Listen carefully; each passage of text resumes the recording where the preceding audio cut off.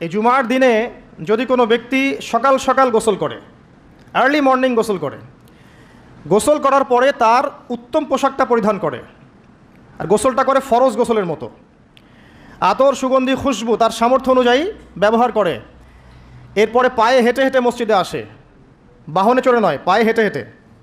যদি আপনি অনেক দূরে থাকেন সেটা আলাদা কথা।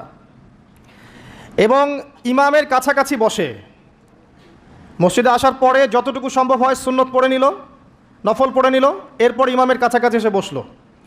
ইমামের খুতবা শ্রবণ করে মনোযোগের সাথে। খুতবা শ্রবণ করার সময় কাউকে কষ্ট দেয় না। কাউকে কষ্ট দেয় না মানে হচ্ছে যে কেউ কথা বললে তাকে এতটুকু বলে না যে তুমি চুপ করো, কোনো কষ্ট দেয় না। ইমামের খুতবা শ্রবণ করে, নামাজ পড়ে ইমামের সাথে। এই ব্যক্তির আমল নামায় নবী সাল্লাল্লাহু আলাইহি ওয়াসাল্লাম বলছেন যে প্রত্যেক পদক্ষেপের বিনিময়ে 1 বছরের নফল নামাজ আর 1 বছরের নফল রোজার নেকি লেখা হয়। জুমার এই সমস্ত নেকি নষ্ট হয়ে যাবে যদি আমরা এখানে আদব রক্ষা করতে না পারি।